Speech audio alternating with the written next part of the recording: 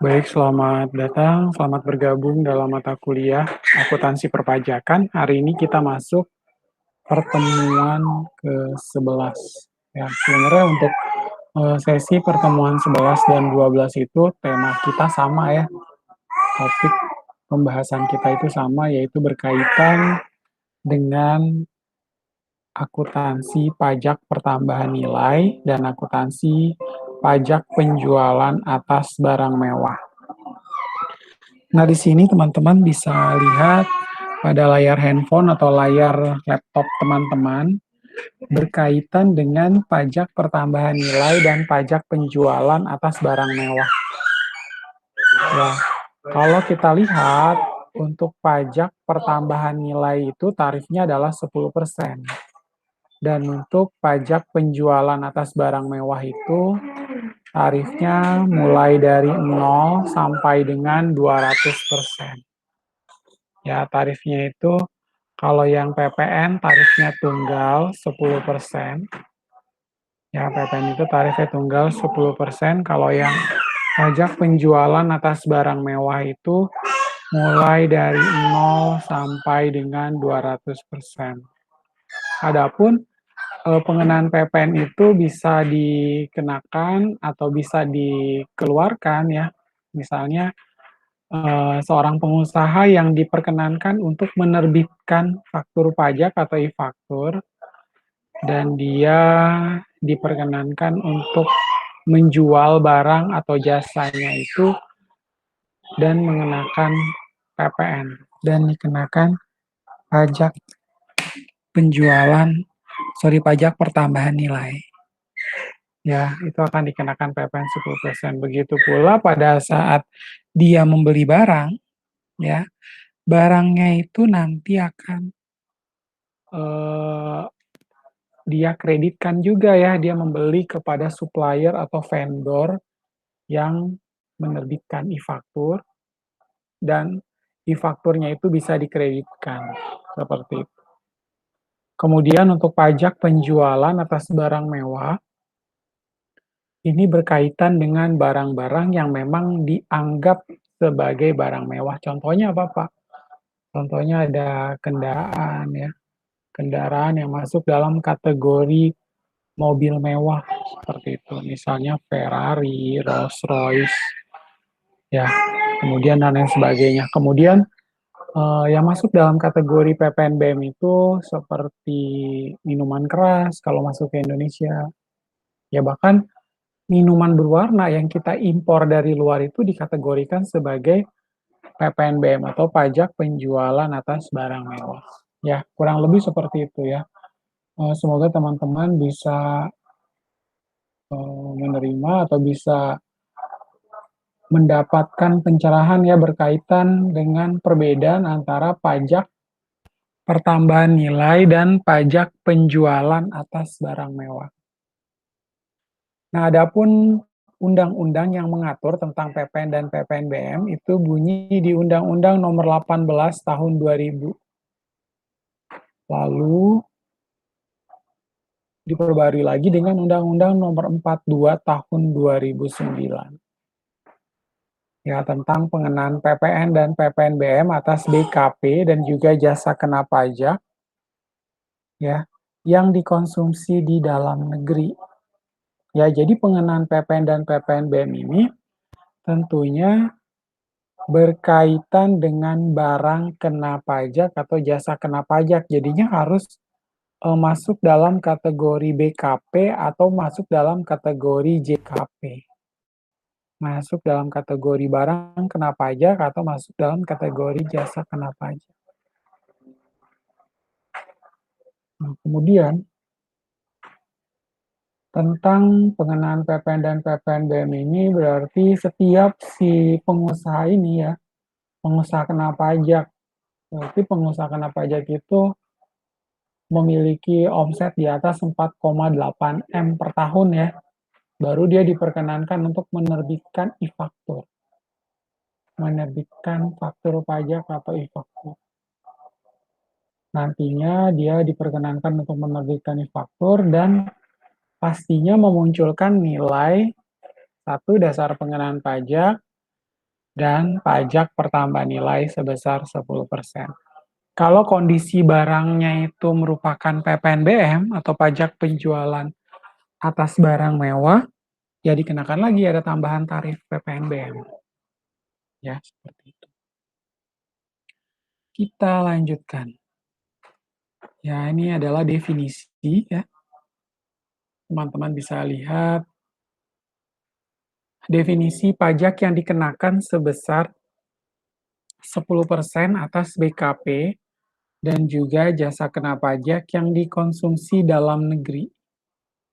Sedangkan yang tidak dikonsumsi di dalam negeri atau diekspor akan dikenakan pajak sebesar 0%. Ya, jadinya tuh selama BKP dan JKP-nya ini dikonsumsi dalam daerah atau wilayah pabean, ya wilayah pabean adalah wilayah Negara Kesatuan Republik Indonesia. Ya, dalam wilayah Negara Kesatuan Republik Indonesia, apakah di laut, penyerahan barang kena pajak atau jasa kena pajaknya diserahkan di dalam laut, atau di atas permukaan laut, di daratan, bahkan di udara, sepanjang masih dalam cakupan NKRI, Negara Kesatuan Republik Indonesia. Nah, kalau barang kena pajak dan jasa kena pajaknya itu tidak dikonsumsi di dalam negeri, melainkan diekspor ke luar negeri, maka pajaknya sebesar 0%. Jadi tidak dikenakan pajak sama sekali ya. Pajaknya adalah 0%.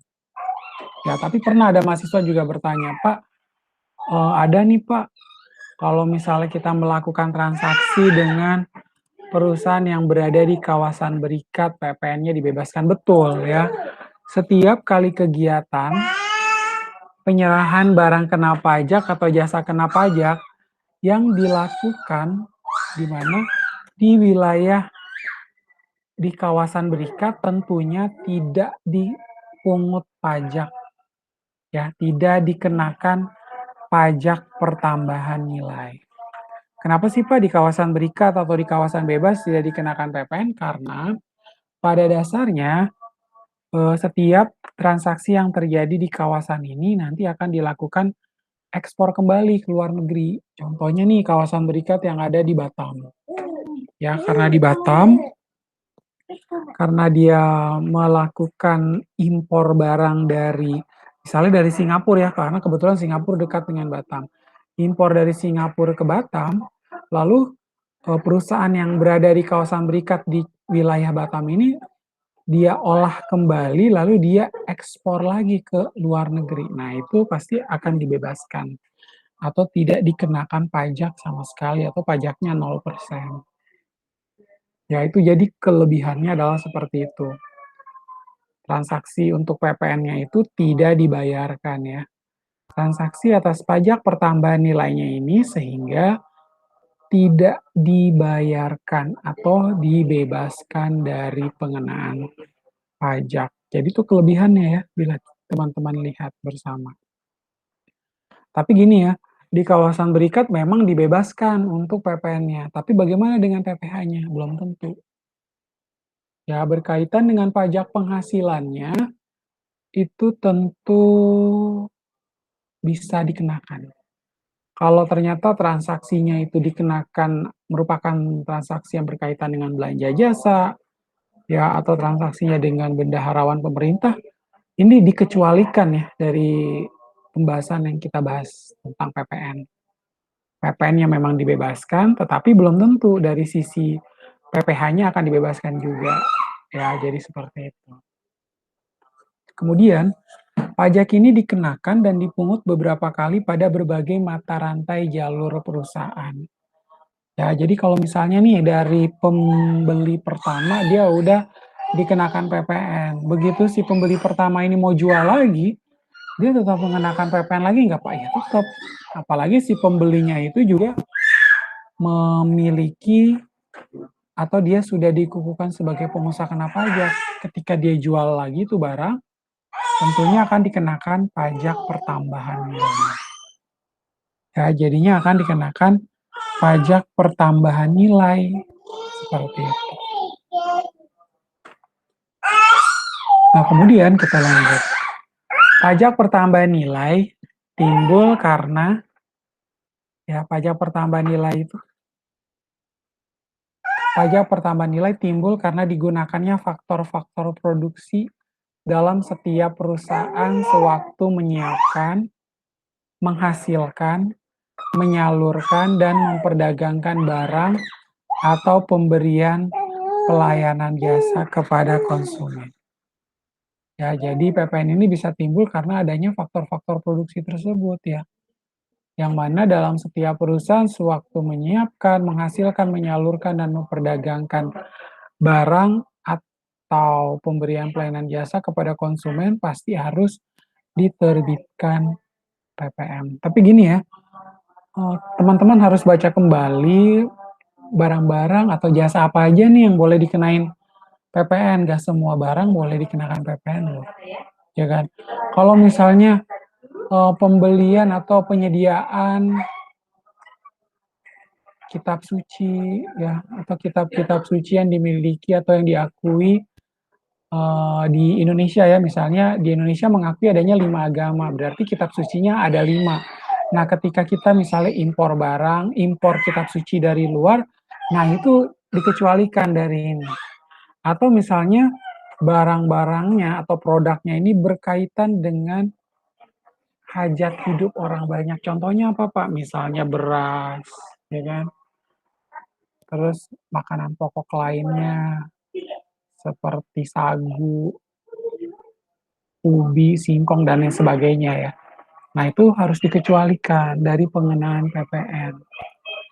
Karena dia bukan masuk dalam kategori barang barang yang bisa dikenakan PPN. Pengenaan PPN itu kita harus pilah lagi secara baik bahwa PPN ini tidak boleh langsung semua barang kita kenain PPN, nggak bisa seperti itu. Ya. Kemudian kita lanjutkan. Penyerahan atau impor barang yang tergolong mewah selain dipungut PPN juga dikenakan pajak penjualan atas barang mewah, tetapi hanya 1 kali dipungut pada tingkat pabrikan atau waktu impor barang. Ya, jadi kondisinya demikian. Kalau misalnya kita melakukan penyerahan atau impor barang yang memang barang tersebut tergolong mewah. Ya, karena barang ini memang tergolong mewah, selain dipungut PPN juga akan dikenakan PPNBM, tetapi hanya 1 kali. Kalau yang PPN tadi kita lihat ya di sini ya teman-teman. Kalau misalnya PPN dia dikenakan dan dipungut beberapa kali pada berbagai mata rantai jalur perusahaan. Ya, seperti itu. Kemudian kalau yang dinamanya PPNBM itu pengenannya hanya 1 kali, dipungut pada tingkatan pabrikan atau waktu impor barang. Misalnya nih, menghasilkan misalnya produk kendaraan ya, kendaraan yang memang bukan masuk dalam kategori tergolong mewah. Nah, itu pada tingkatan pabrikan pertama, misalnya dari pabrikan Astra Internasional, katakan demikian, atau dari Toyota. Nah, itu dia akan mengeluarkan pada saat kendaraan itu keluar dari pabrik itu langsung dikenakan misalnya PPNBM ya. Pak, tapi kan kalau misalnya mobil Toyota atau misalnya dia Avanza, Xenia dan lain sebagainya kan itu bukan masuk kategori mewah, enggak juga ya. Karena kalau kita di Indonesia semua kendaraan roda 4 itu dianggap sebagai mobil mewah. Karena kalau kendaraan roda 4 ini dijual di luar negeri dia nggak semahal seperti di Indonesia.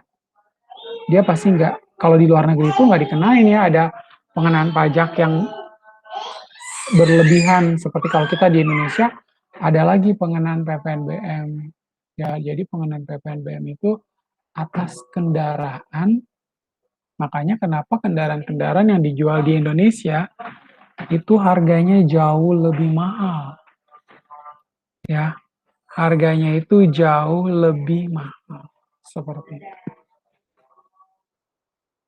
Nah, kemudian kita lihat ya pengertian daripada barang kena pajak. Nah, barang kena pajak ini adalah barang berwujud yang menurut sifat atau hukumnya dapat berupa barang bergerak atau tidak bergerak yang dikenakan pajak. Ya, jadi kalau namanya aja BKP atau barang kena pajak, tentu dia punya wujud, ada wujudnya. Ya, adalah barang berwujud yang menurut sifat atau hukumnya itu dapat berupa barang bergerak atau tidak bergerak yang notabene dikenakan pajak. Kemudian yang kedua adalah jasa kena pajak atau JKP. Nah, jasa kena pajak ini adalah setiap kegiatan pelayanan berdasarkan suatu perikatan atau perbuatan hukum yang menyebabkan suatu barang atau fasilitas tersedia untuk dipakai. Ya, jadi selain barang kena pajak, ada juga yang namanya jasa kena pajak yang harus dikenakan. Ya, namanya jasa juga tetap dikenakan pajak. Asal jasanya juga, teman-teman harus lihat lagi aturannya ya. Ya, ada di mana, Pak? Ada di Undang-Undang Nomor 42 Tahun 2009. Ya, seperti itu. Jadi dia akan dikenakan pajak pajak pertambahan nilai. Seperti itu. Karena menyebabkan suatu barang atau fasilitas tersedia untuk dipakai. Lalu setelah kita melihat definisi daripada barang kena pajak, ada jasa kena pajak, sekarang kita lihat kembali definisi dari dasar pengenaan pajak. Dasar pengenaan pajak itu apa, Pak? Dasar pengenaan pajak ini adalah jumlah harga jual penggantian, ya. Ada harga jual penggantian atau nilai impor, nilai ekspor yang ditetapkan keputusan Menteri Keuangan sebagai dasar penghitungan pajak berutang. Ya, kayak gimana sih Pak? Saya mau lihat seperti apa sih dasar pengenaan pajak itu. Oke ya, nih coba saya berikan contoh berkaitan dengan dasar pengenaan pajak. Contohnya ya seperti ini. Saya ambil bulan Maret. Di bulan Maret ini kita coba buka. Ya, misalnya seperti ini. Tadi kan kita udah lihat barang kena pajak atau jasa kena pajak. Nah, ini contohnya ya. Misalnya barang kena pajak. Nah, ini adalah dasar pengenaan pajaknya nih. 5.909.090. Nah, ini harga jualnya atau penggantiannya. Harga jual atau penggantian ini merupakan apa?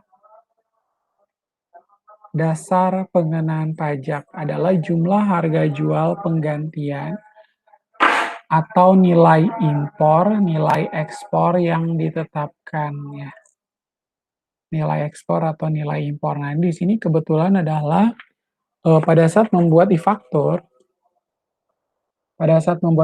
itu tentu kita akan lihat harga jual atau penggantiannya DPP berarti ya ini ya 5.909.090. Nah, kemudian nanti di dasar pengenaan pajak itu tergantung ya.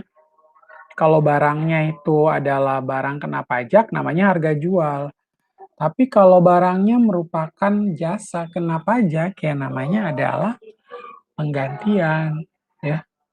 Lalu kalau barangnya merupakan impor barang, namanya nilai impor. Kalau barangnya adalah ekspor, ya berarti dia akan munculnya adalah nilai ekspor sesuai dengan klasifikasi atau kategori yang sudah ditetapkan di sini. Ya. Ini harga jualnya adalah dasar pengenaan pajak ini karena di sini jualnya adalah barang, misalnya adalah contohnya ya, CNP MSI 100 kali 50 dan seterusnya. Nah, ini adalah dasar pengenaan pajak. Seperti itu ya. Nah, kemudian kita lanjutkan.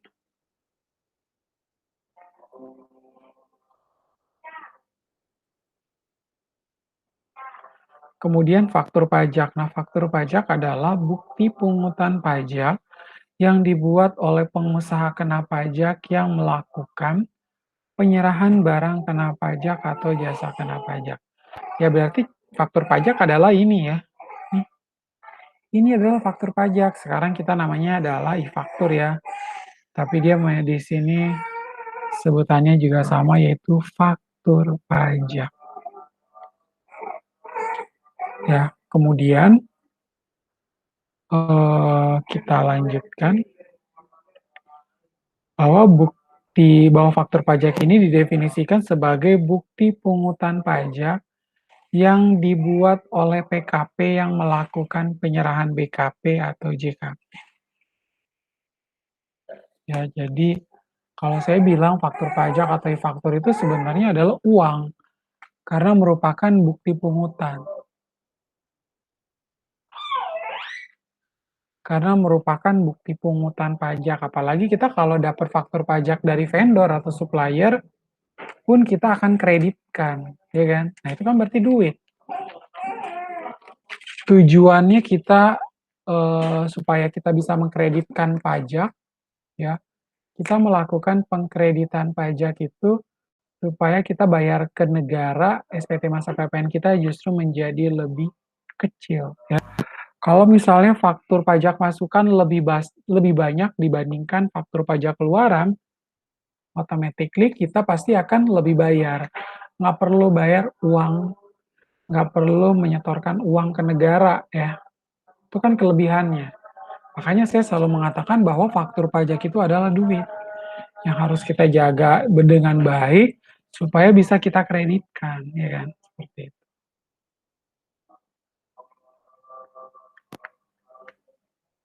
Kemudian pajak masukan adalah PPN yang seharusnya sudah dibayar oleh PKP.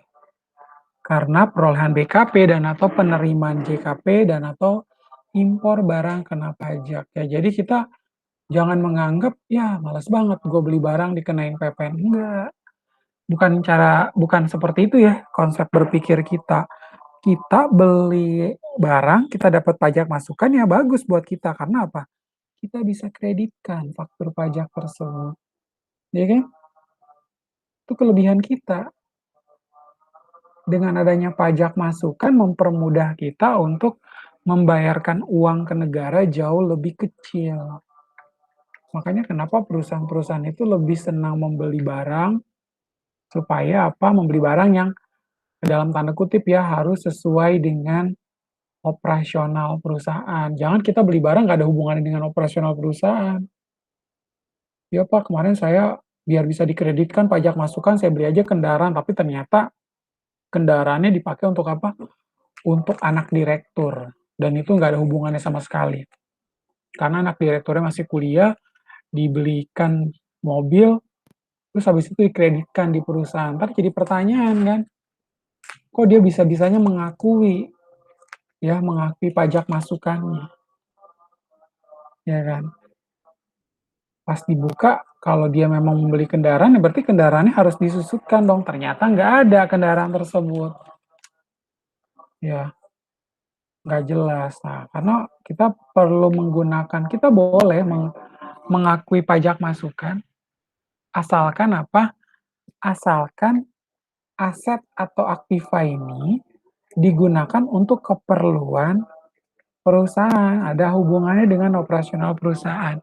Kalau tidak ada hubungan dengan operasional perusahaan, ya nggak guna, ya. Pasti nanti akan jadi pertanyaan fiskus atau jadi pertanyaan kantor pajak. Kemudian kita lanjut. Ada pajak keluaran. Pajak keluaran adalah PPN yang wajib dipungut oleh PKP yang melakukan penyerahan BKP dan atau penyerahan JKP dan juga atau ekspor BKP. Ya, jadi pajak keluaran ini setiap kali si pengusaha yang sudah dikukuhkan sebagai pengusaha kena pajak ini, ya di omsetnya itu di atas 4,8 M, dia berarti wajib menerbitkan faktur pajak atau e-faktur, ya kan? Jadi kalau misalnya dia melakukan penyerahan barang kena pajak atau jasa kena pajaknya hari ini ya, misalnya hari ini kita asumsikan misalnya adalah tanggal 1 Juni, katakan demikian. Berarti di tanggal 1 Juni itu pun kita harus lakukan apa? Kita harus melakukan penerbitan faktur pajak. keluaran. Ya kita nggak boleh nih, kita habis hari ini kita jualan barang, surat jalannya tanggal 1 Juni, tiba-tiba kita terbitkan faktur pajaknya tanggal 5 Juni, nggak boleh, itu dianggap sebagai faktur pajak cacat. Karena yang namanya faktur pajak itu, khususnya faktur pajak keluaran, dia harus diterbitkan sesuai dengan penyerahan barang atau jasa kena pajak.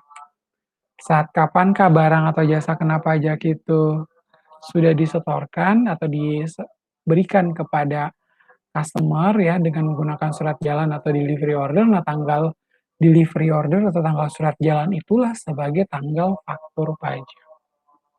Ya, semoga teman-teman paham. Tapi kalau pajak masukan, dia kita bisa kreditkan dalam jangka waktu maksimal adalah 3 bulan. Misalnya, sekarang faktur pajak masukannya bulan Juni, berarti bisa dikreditkan maksimal bulan apa, Pak? Kalau tadi Bapak bilang 3 bulan ke depan, berarti dari Juni, Juli, Agustus, September. Paling lambat bisa dikreditkan bulan September. Ya Pak, ternyata saya sampai di bulan September saya udah bikin pelaporan SPT PPN, ya udah nggak apa-apa. Kita buat SPT pembetulan supaya bisa mengakui faktur pajak masukannya. Ya, jadi kita boleh nih menyiasati ya, kan juga tidak menyalahi aturan, tidak menyalahi undang-undang juga. Karena kita menjalankan sesuai dengan undang-undang atau regulasi pajak. Ya, itu diperbolehkan.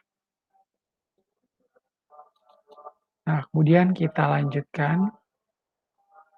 Ya, untuk objek PPN, berkaitan dengan objek PPN itu, ada penyerahan barang kena pajak, ya tadi ya seperti penyerahan barang kena pajak.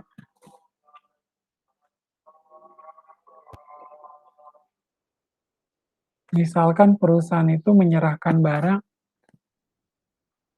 misalnya perusahaan itu menyerahkan barang kena pajak, contohnya perusahaan jualan laptop, misalnya ya. Nah, berarti laptop itu dianggap sebagai penyerahan barang kena pajak atau dianggap sebagai objek pajak pertambahan nilainya adalah laptop. Lalu melakukan impor barang kena pajak. Impornya impor apa nih, Pak? Oh, ternyata dia melakukan impor produk berupa katakanlah lemari ya, lemari besi dari Singapura. Nah, barangnya itu adalah karena impor dikenakan tarif, ada PPN, lalu impor barang ini juga dikenakan ada kalau misalnya dia melakukan impor barang, ada PPh pasal 22. Ya, tarif PPh pasal 22 sendiri juga sudah banyak perubahan ya. Kalau punya angka pengenal impor tarifnya 2,5%, kalau nggak punya angka pengenal impor tarifnya 7,5%. Tetapi kita udah ada nih surat edaran baru dari kantor pajak yang menyatakan bahwa berkaitan dengan impor barang itu tarifnya menjadi berbeda. Ya, seperti itu. Khusus barang-barang tertentu ada yang menjadi 10%, ada yang jadi 5%, dan seterusnya. Kemudian kita lanjutkan, adanya penyerahan jasa kena pajak. Ya, untuk penyerahan jasa kena pajak ini contohnya ada jasa pengolahan limbah industri, jasa outsourcing, ya kan. Kemudian jasa cleaning service. Nah, ini kan sebenarnya masuk sebagai jasa-jasa juga kan, jasa kena pajak. Apalagi kalau misalnya nih perusahaan outsourcing itu memiliki omsetnya memang di atas 4,8 M. Tentunya pengusaha tersebut harus menerbitkan faktur pajak dan dia akan mengakui objek PPN-nya. Ya, kurang lebih seperti itu. Nah, lalu siapa aja nih yang menjadi subjek pajak pertambahan nilai? Untuk subjek pajak pertambahan nilai, itu yang pertama adalah pengusaha kena pajak ya. Pengusaha kena pajak berarti adalah badan ya Pak, betul ya. Kalau misalnya dia sudah menjadi perusahaan atau badan, lalu dia memiliki omset di atas 4,8 M, ya berarti dia adalah pengusaha kena pajak. Lalu yang kedua, subjek PPN yang kedua adalah pengusaha yang memilih menjadi PKP. Wah, maksudnya apa lagi nih, Pak? Jadi sebenarnya dia tuh pengusaha kecil, omsetnya masih di bawah 4,8 M per tahun. Tetapi, tetapi dia ini ternyata apa, dia itu memilih untuk mau jadi seperti PKP. Jadi dia mau mengkreditkan faktur pajak dan dia mau menerbitkan faktur pajak. Padahal dia omset belum sampai 4,8 M, padahal kalau dilihat kategorinya itu dia masih UMKM. Ya, kalau UMKM kan dia bisa aja menggunakan yang PP 46 atau PP 23 itu kan tahun 2013 supaya tarifnya sebesar 0,5%. Ya, sorry, PP 46 tahun 2013 dan PP 23 tahun 2018. Ya, sebenarnya kan dia bisa mengakui atau membayarkan pajaknya itu hanya 0,5% kan setiap bulan. Tapi karena dia mau memilih menjadi PKP ya silakan, itu diperkenankan ya, sangat diperbolehkan. Lalu subjek PPN yang ketiga adalah orang pribadi atau badan yang melakukan pembangunan rumahnya sendiri dengan persyaratan tertentu. Ya, jadi kalau misalnya teman-teman lihat berkaitan dengan kegiatan membangun sendiri, nah itu adalah subjek PPN. Lihatnya di mana sih, Pak? Kita lihatnya di SPT PPN. Contohnya seperti apa, Pak? Nih, misalnya ya, berkaitan dengan SPT PPN, saya akan coba tunjukkan ya, seperti apa sih, Pak? Nah, ini saya akan buka Excel-nya. Teman-teman bisa lihat berkaitan dengan SPT PPN untuk membahas tentang subjek PPN yang ketiga, yaitu ya bila teman-teman lihat di sini, orang pribadi ataupun badan yang memang melakukan pembangunan rumahnya sendiri dengan persyaratan tertentu. Nah, ini contohnya ya.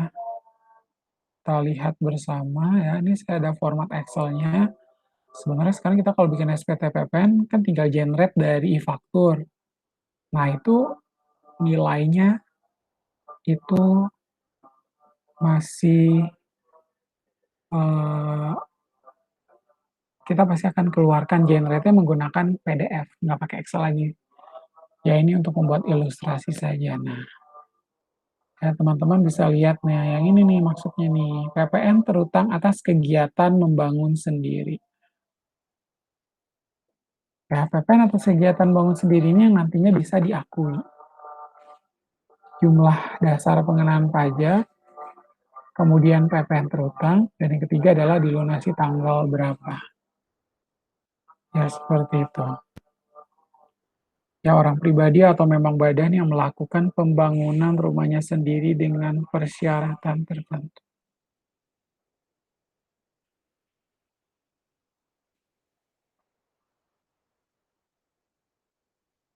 Lalu pengecualian daripada objek PPN. Apa aja nih Pak untuk pengecualian objek PPN? Jadi ini adalah barang-barang, penyerahan barang kena pajak yang tidak masuk dalam kategori objek PPN. Satu, ada barang hasil pertambangan atau hasil pengeboran yang diambil langsung dari sumbernya. Ya, barang hasil tambang atau hasil pengeboran yang diambil langsung dari sumbernya. Misalnya, ngambil hasil tambang dari Freeport di Papua. Karena demikian, itu dikecualikan sebagai objek PPN. Lalu barang kebutuhan pokok yang tadi saya bilang. Menyangkut hajat hidup orang banyak yang sangat dibutuhkan oleh rakyat banyak ya. Kan dia nggak boleh dikenain PPN. Apakah itu garam, telur, terigu, tepung, ya kan, terigu, tepung terigu ya maksudnya ya. Lalu beras, singkong, ubi, dan lain sebagainya, yang mana merupakan barang kebutuhan pokok dan sangat dibutuhkan oleh rakyat banyak. Itu pun dikecualikan dari objek PPN. Lalu ada uang, emas batangan, dan surat berharga. Lalu ada penyerahan barang kena pajak kepada makelar sebagaimana Undang-Undang Hukum Dagang. Ya, jadi kalau ada perantara atau agen terkait dengan penyerahan BKP ini, itu pun dikecualikan dari objek PPN.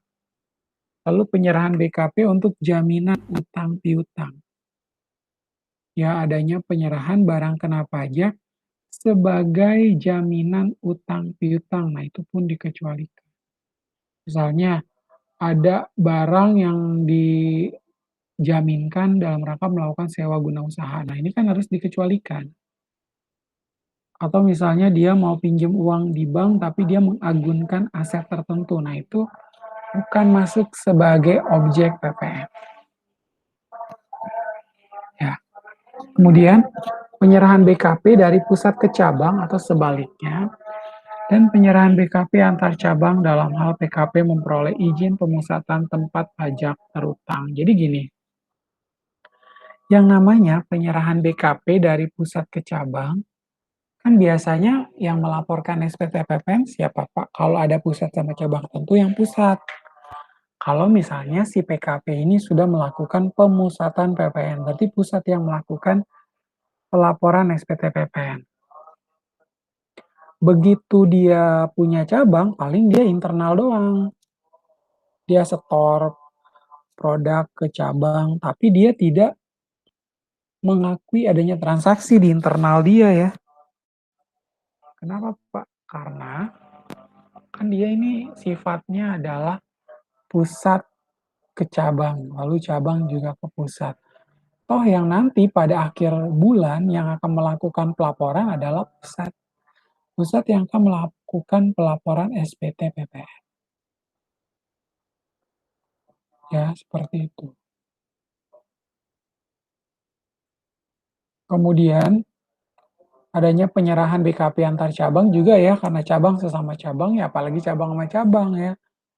Tentu dia tidak mengakui PPN, karena yang boleh mengakui PPN-nya adalah pusat, karena sudah dilakukan pemusatan tempat pajak terutang. Jadi si pusat, misalnya pusatnya ada di Jakarta, cabangnya ada di Jawa Barat, Kalimantan, Sulawesi, Sumatera, dan Bali.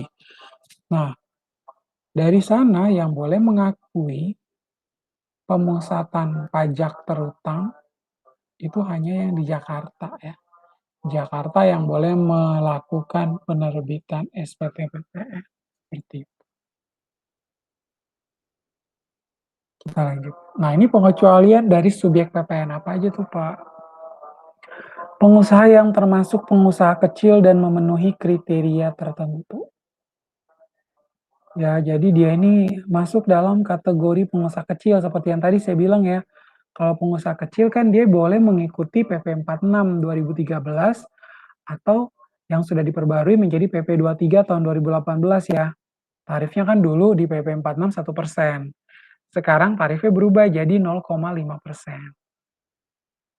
Nah, itu kan sebenarnya dikhususkan bagi pengusaha kecil atau UMKM. Ya, seperti itu. Dia boleh pakai itu karena dia masuk dalam kategori pengusaha kecil. Makanya nih dikecualikan sebagai subjek PPN adalah pengusaha yang termasuk pengusaha kecil dan memenuhi kriteria tertentu. Ya, peredaran bruto per tahunnya lebih kecil atau sama dengan 4,8 M. Peredaran bruto per tahunnya itu lebih kecil atau sama dengan 4,8 M. Atau untuk JKP dengan peredaran bruto lebih kecil atau sama dengan 4,8 M. Lalu pedagang eceran yang tidak memenuhi sebagai pengusaha kena pajak ya.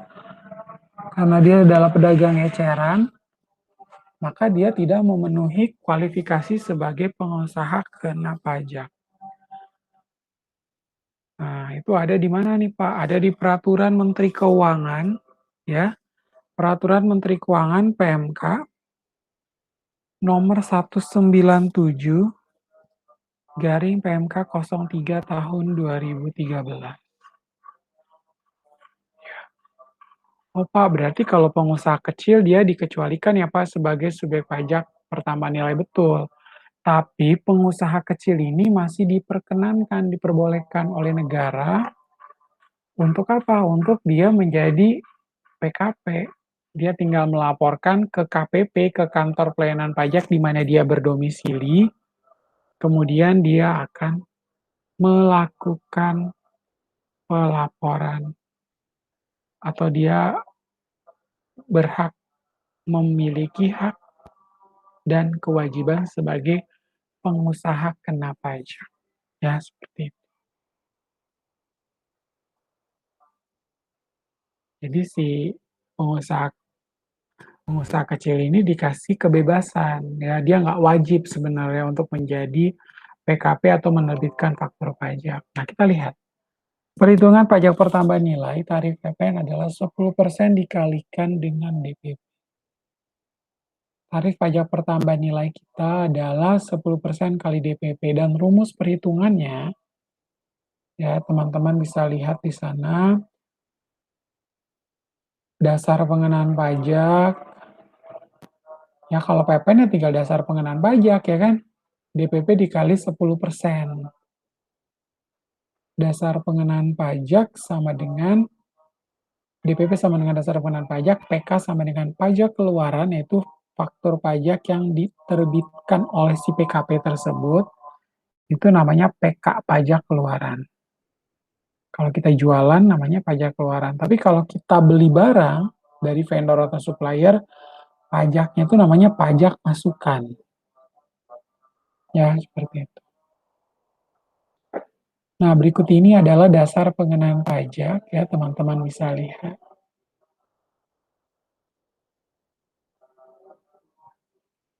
Dasar pengenaan pajak itu terdiri dari harga jual untuk penyerahan BKP,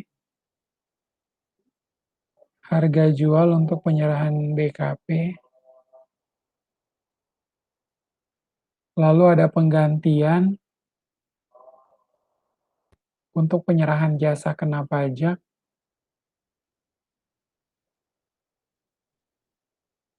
nilai impor, nilai impor untuk impor barang kena pajak,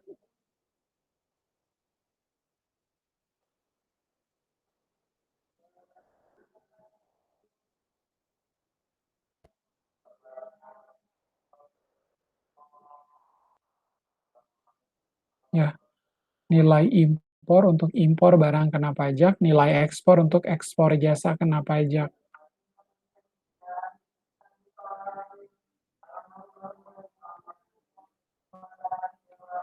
Lalu ada nilai ekspor untuk ekspor barang kena pajak. Ya, jadi teman-teman bisa melihat ya untuk harga jual untuk penyerahan BKP kalau tadi saya infokan contohnya seperti di sini. Ya, ini harga jual karena dia berupa barang.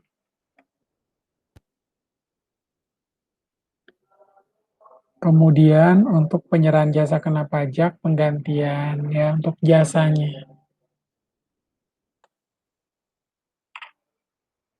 Lalu nilai impor kalau memang melakukan impor barang.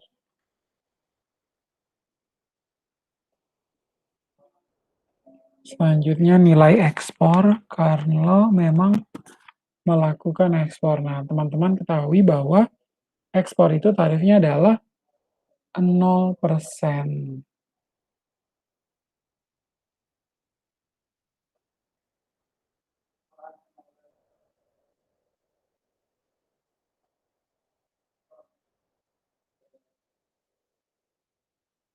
Ya, jadi kita bisa melihat ya nanti kalau misalnya kita input di faktur, penginputannya juga berbeda. Ya, penginputan di faktur juga jelas-jelas berbeda.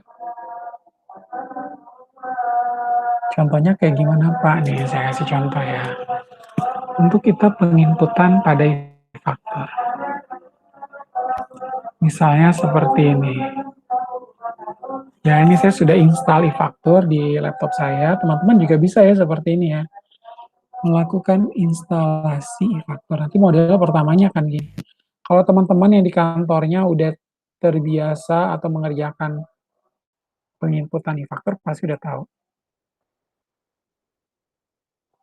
ya bagaimana cara melakukan penginputan.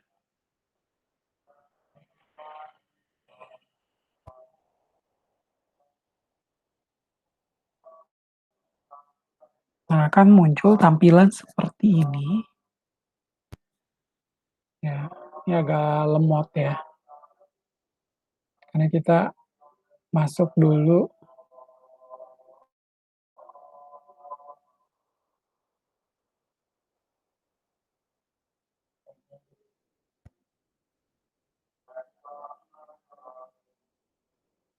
nah kan muncul seperti ini,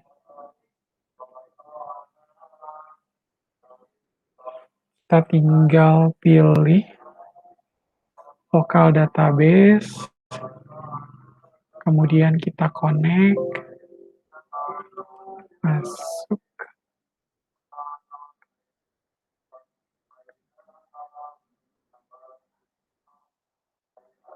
lalu kita login,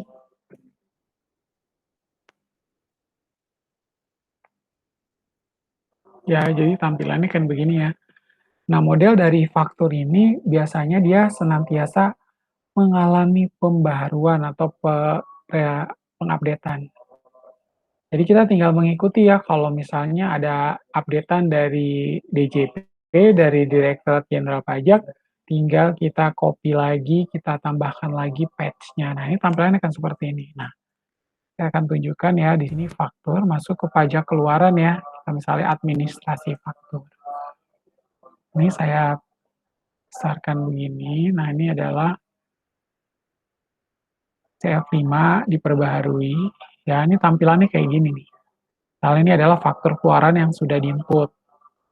Nah, misalnya saya mau bikin faktur baru, ya, di sini rekam faktur.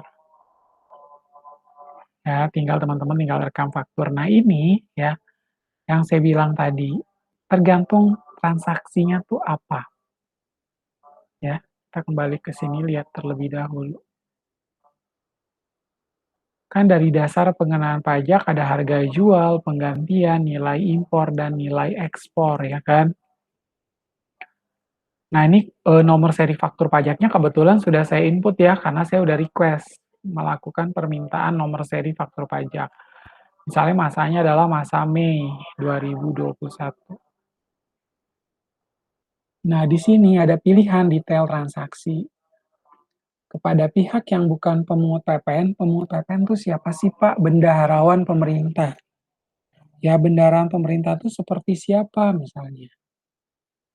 Kalau pemungut PPN itu adalah bendaharawan pemerintah. Berarti kalau yang bukan pemungut PPN berarti di luar bendaharawan ya. Contohnya perusahaan-perusahaan biasa, perusahaan swasta, ya, perusahaan swasta atau perusahaan yang berkaitan dengan orang pribadi, ya seperti kayak gitu ya. Nah ini kepada pihak yang bukan pemungut PPN, lalu yang pemungut bendaharawan itu siapa? Ada Freeport, PT Newmont, kalau dulu ada Caltex Indonesia, ada Hutama Karya itu baru ya, ada juga, nah itu ada Pertamina, nah ini adalah pemungut bendaharawan. Lalu yang ketiga, kepada pemungut selain bendaharawan. Dia juga sebagai pemungut, tapi bukan dari yang tadi sudah saya sebutkan. Lalu ada DPP nilai lain. DPP nilai lain itu kayak apa sih, Pak? DPP nilai lain itu kayak satu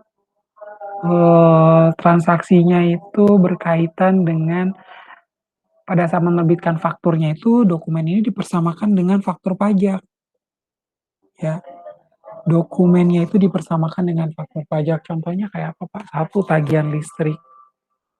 Lalu ada yang namanya tiket pesawat. Tiket pesawat sejauh mencantumkan, misalnya nih, yang melakukan penerbangan adalah direksinya, berarti ada nama direksi, dalam kurung nama PT-nya ya, sesuai dengan NPWP.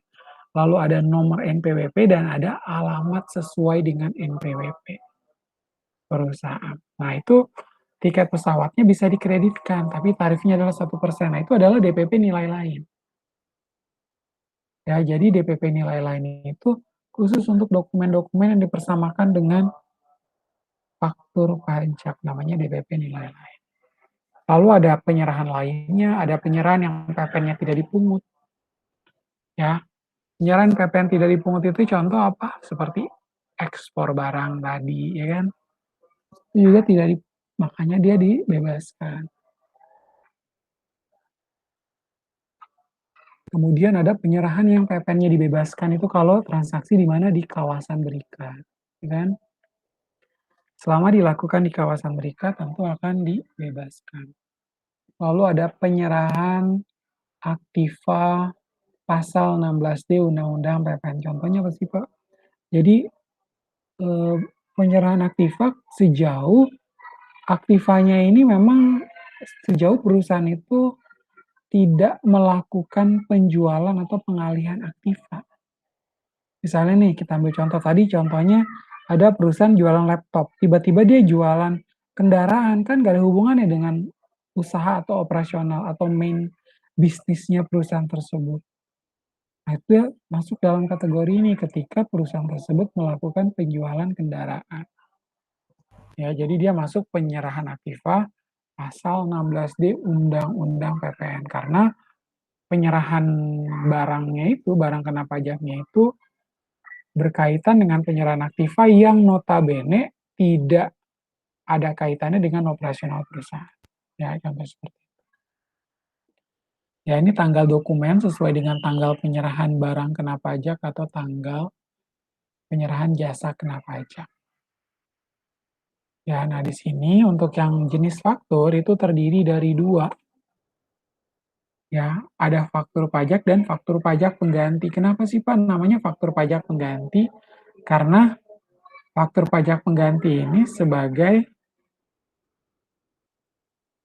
penentu ya, misalnya ada faktur pajak yang lama itu digantikan dengan faktur pajak yang berapa? Oh, digantikan dengan faktur pajak nomor sekian. Ya, seperti itu ya. Cukup jelas ya. Jadi, inputan kita pertama pada saat kita mau menerbitkan faktur keluaran, pertama input detail transaksinya, jenis fakturnya, tanggal dokumen sesuai dengan tanggal surat jalannya, lalu lapor SPT-nya masa berapa.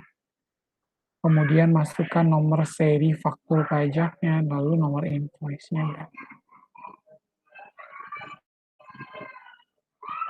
Nah, kemudian kita lanjutkan nomor NPWP-nya dimasukkan ya, lawan transaksi kita atau customer kita masukin input nomor NPWP-nya ya.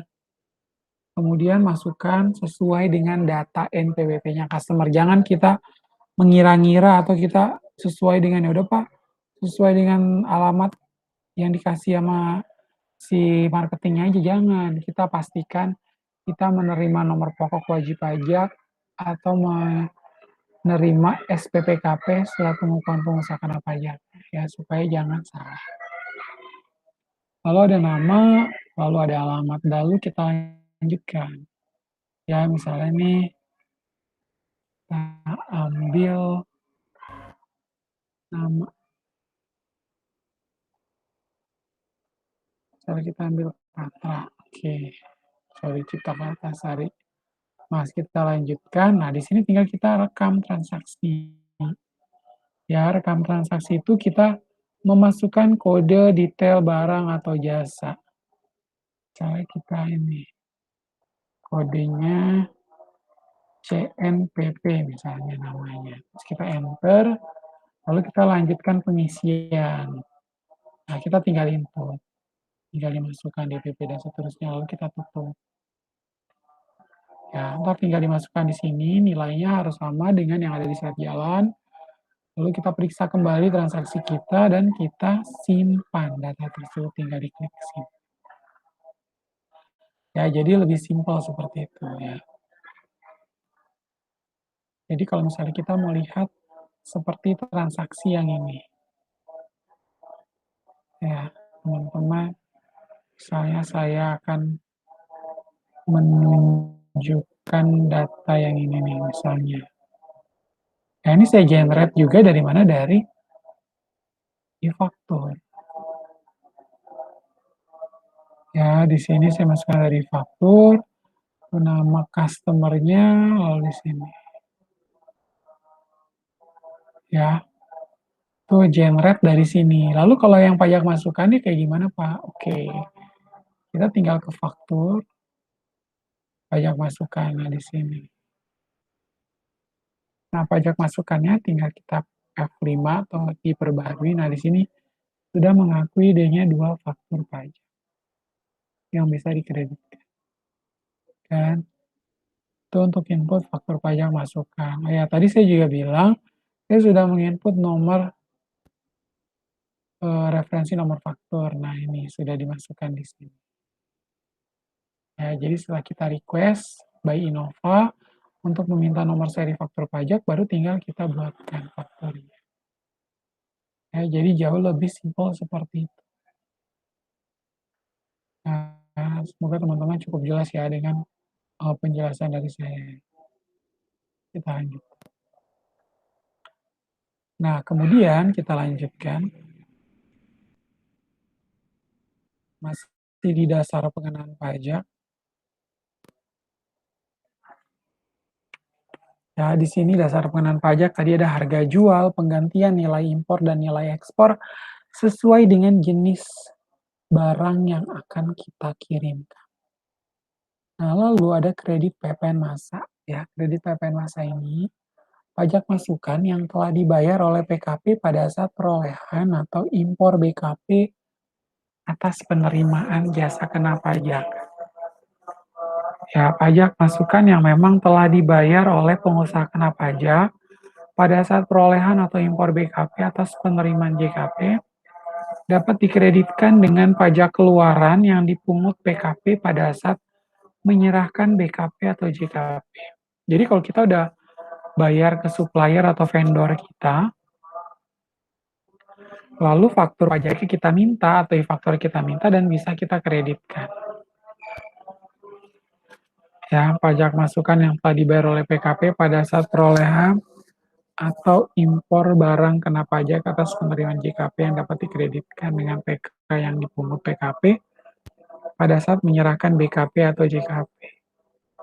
Nah, ketentuan tentang pengkreditan pajak masukan. Ketentuan tentang pengkreditan pajak masukan adalah syarat utamanya adalah faktur pajak harus dari faktur pajak ya. Atau bisa juga dengan dokumen yang dipersamakan dengan faktur pajak tadi, seperti yang saya kasih contoh. Tagihan listrik 1%, sejauh mencantumkan nama, alamat, dan NPWP. 2, kalau tiket pesawat sejauh juga mencantumkan nama PT, alamat, dan NPWP. Ya, kalau misalnya masuk dalam dokumen yang dipersamakan sebagai faktur pajak atau misalnya nih tagihan dari Bulog ya, Badan Urusan Logistik, itu juga bisa dikreditkan. Lalu dilakukan pada masa pajak yang sama. Dan paling lambat dilakukan 3 bulan setelah masa pajak dengan syarat belum dibiayakan dan atau belum ada pemeriksaan. Ya, jadi kita jangan gini ya, mentang-mentang kita mau diperiksa baru deh kita buru-buru kreditkan. Giliran kita udah diperiksa udah ketahuan duluan. Ya, jadi hendaknya kita harus sudah melakukan pengkreditan pajak masukan. Ya, hendaknya kita sudah melakukan pengkreditan pajak masukan, lalu kita sudah buatkan. Kita sudah melakukan pengkreditan pajak masukan tersebut sebelum kita diperiksa oleh Fiskus.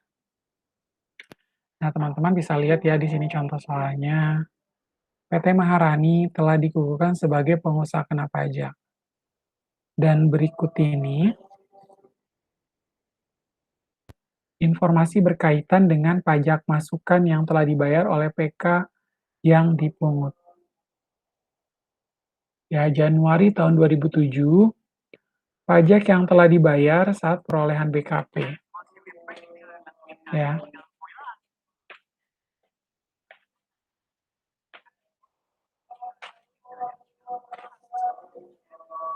Ya.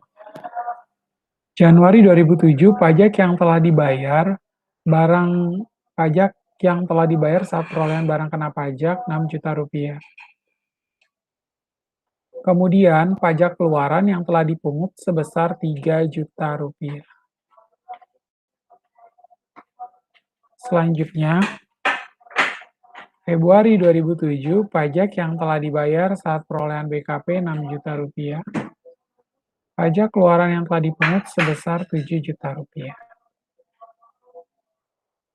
Ya, teman-teman, silakan lihat ya. Itu adalah soalnya PT Maharani. Mulai dari Januari 2007, pajak yang telah dibayar saat perolehan BKP, dan Februari pajak yang telah dibayar yang masing-masing keterangannya. Nah, untuk penyelesaian soalnya ya, teman-teman, kita tinggal masukkan masa pajak Januari 2007, pajak keluarannya adalah Rp3 juta.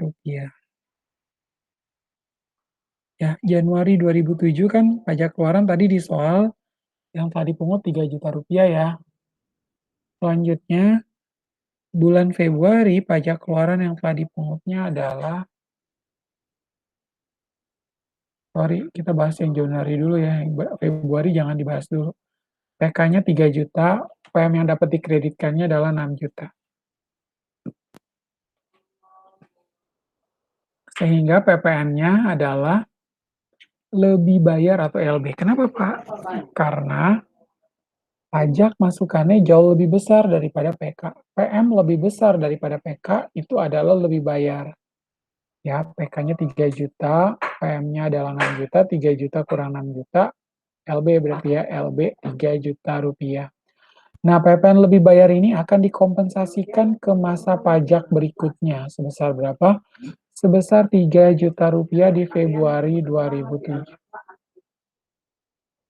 Ya, PPN lebih bayar ini akan dikompensasikan ke masa pajak berikutnya sebesar Rp3 juta di Februari 2007. Tinggal kita bawa nih angka sebesar 3 juta ke siapa? Ke masa Februari. Nah, ini adalah masa pajak Februari 2007 ya, teman-teman, silakan lihat. Untuk pajak keluaran, tadi di bulan Februari, teman-teman tinggal input ya, Rp7 juta. Pajak masukannya itu ada di sana, sebesar berapa pajak yang telah dibayar saat perolehan BKP adalah 6 juta. Karena PK kita lebih besar daripada PM, maka kondisinya adalah kurang bayar. Sebenarnya kita harus bayar ke negara Rp1 juta ya, 7 juta PK dikurangi dengan PM yang dapat dikreditkan. PPN kurang bayarnya 1 juta. Tapi ternyata tadi kita masih ada kompensasi Januari 2007, ya kan? Kompensasi Januari 2007-nya adalah sebesar Rp3 juta. Nah, Rp3 juta kita tinggal masukkan di sini. Ya, lalu tinggal PPNKB-nya 1 juta, kompensasi Januari 2007-nya masih ada 3 juta. Berarti kita masih ada lebih bayar Rp2 juta. Ya kan? Menguntungkan bagi pihak kita, masih bisa dikreditkan sebesar 2 juta. Ya kan? Kemudian kita lanjutkan. Lah, ternyata soalnya cuma sampai Maret.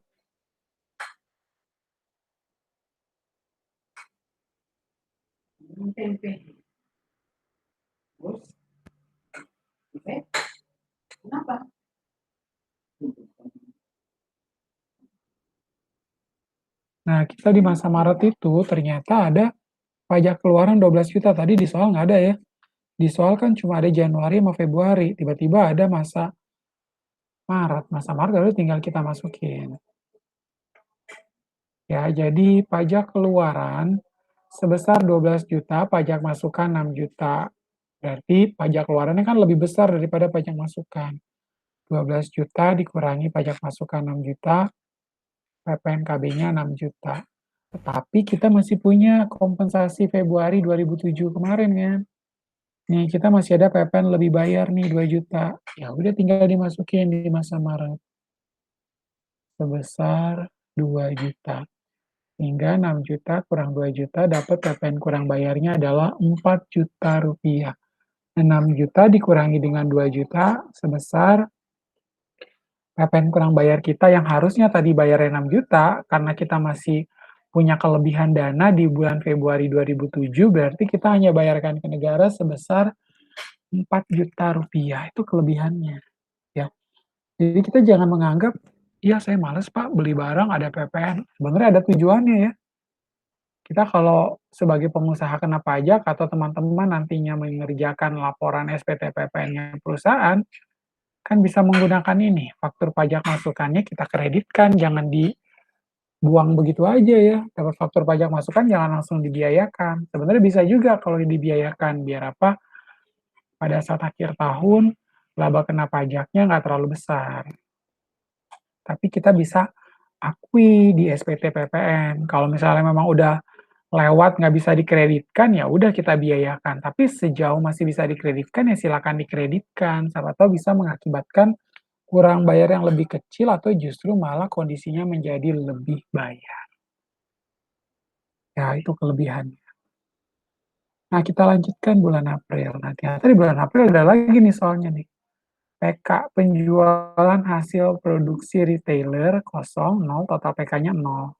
PN-nya ada pembelian bahan baku 5,5 juta, berarti karena kita cuma mengakui pajak masukan pembelian bahan baku 5.500.000, berarti kondisinya adalah PPN lebih bayar ya, 5.500.000.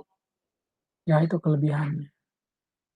PK-nya penjualan hasil produksi retailernya 0, total PK 0.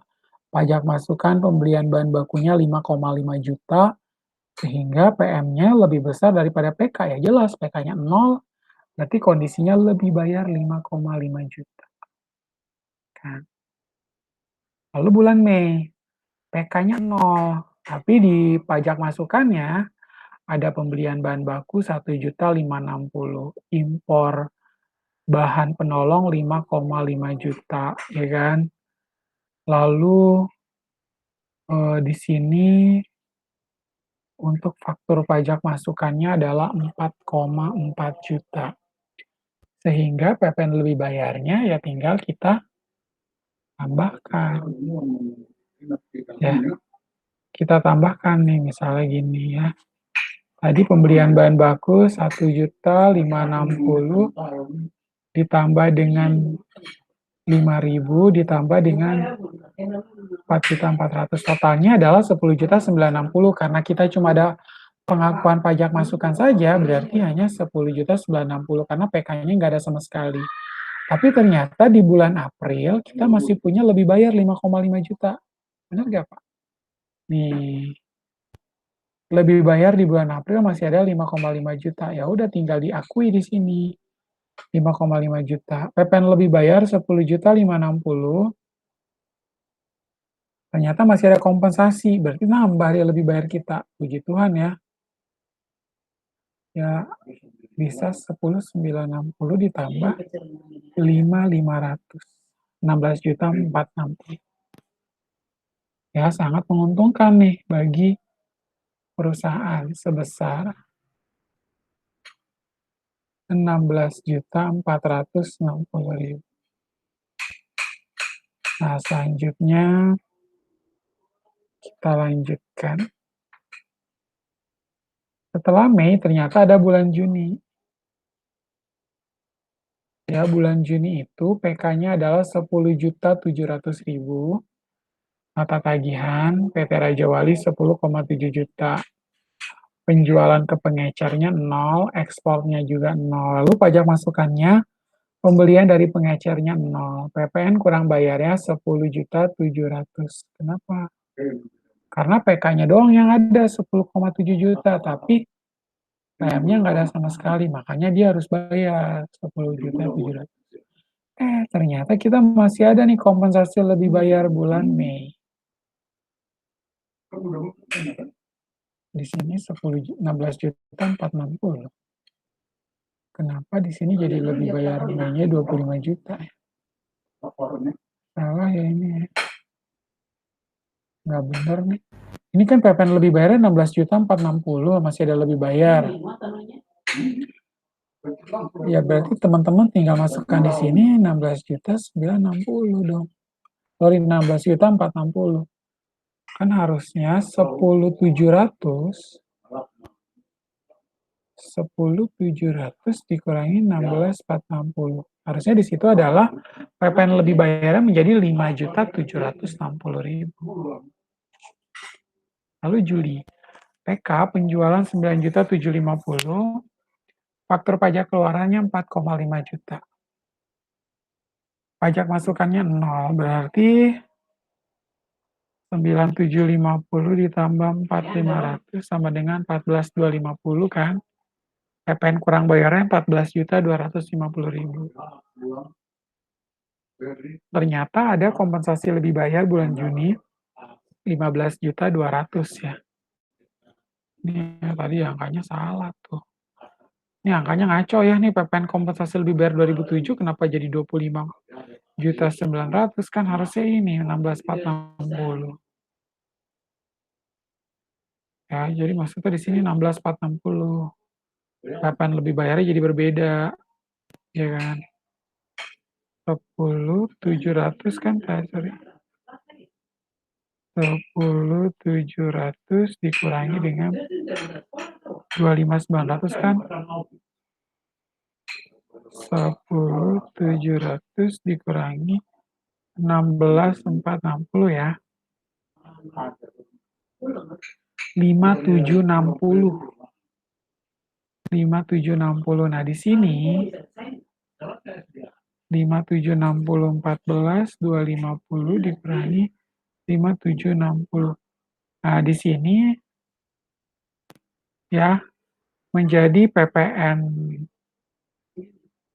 kurang bayar, bukan lebih bayar, ini 950.000. Sorry, di sini jadinya kurang bayar sebesar 8.490.000 karena yang benar 14.250.000 dikurangi 5.760. Kompensasi lebih bayar bulan Juni 2007.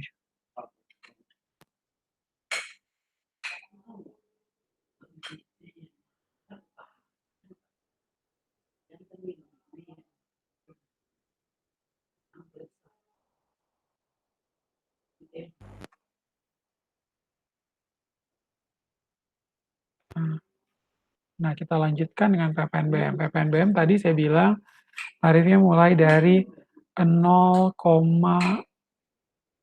sampai dengan 200%, tergantung dengan jenis barang. Semakin barang semakin mahal, harga pun semakin mahal. Nah, PPNBM dikenakan dalam rangka keseimbangan pembebanan pajak antara masyarakat dengan penghasilan tinggi dan masyarakat penghasilan rendah, serta dalam upaya mengendalikan pola konsumsi yang tidak produktif. Jadi gini ya, sebenarnya ini adalah upaya daripada pemerintah untuk menekan kebiasaan masyarakat yang terlalu konsumtif.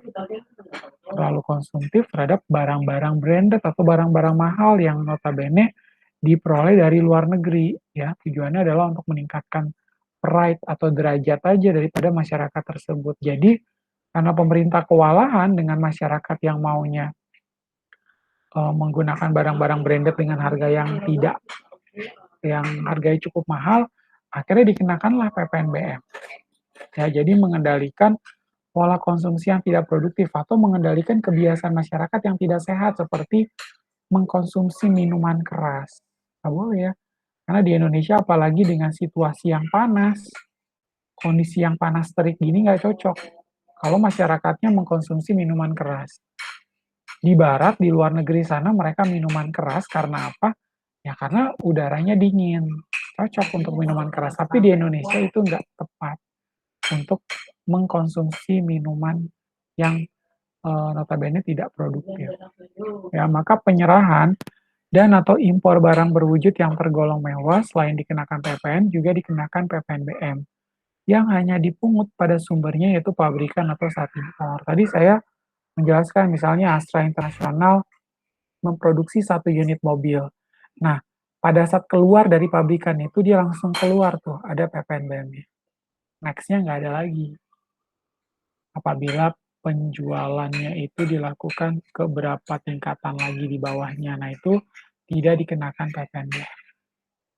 Nah, kita lihat objek dan subjek daripada PPNBM itu, objeknya sama dengan penyerahan dan atau impor barang berwujud yang tergolong mewah. Itu adalah objeknya. Penyerahan dan atau impor barang berwujud yang tergolong mewah.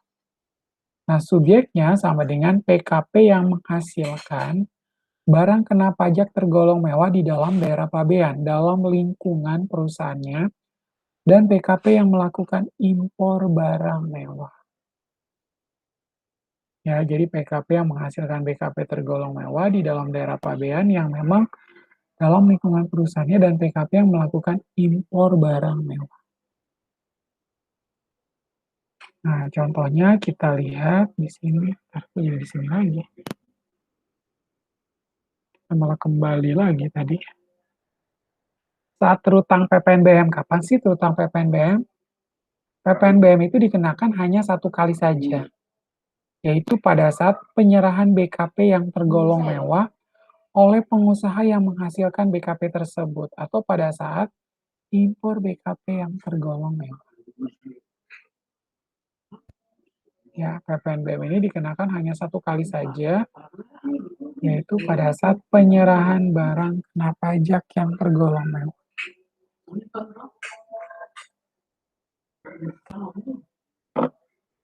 Yaitu pada saat penyerahan barang kena pajak yang tergolong mewah oleh pengusaha yang menghasilkan barang kena pajak tersebut, atau pada saat impor barang kena pajak yang tergolong mewah. Nah, tarif daripada PPNBM serendah-rendahnya mulai dari 0%, sebenarnya 0% bukan 10%, dan setinggi-tingginya adalah 200%. Atas ekspor barang kena pajak yang tergolong mewah dikenakan pajak dengan tarif 0%, kelompok tarif PPNBM yang ditetapkan oleh peraturan pemerintah. Ya, tarif PPNBM. Ya, kurang lebih seperti itu.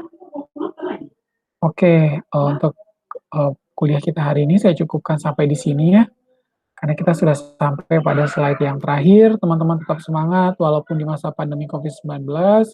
Tetap perhatikan protokol kesehatan, gunakan masker, gunakan hand sanitizer. Sampai ketemu pada pertemuan selanjutnya. God bless you and Buddha bless you.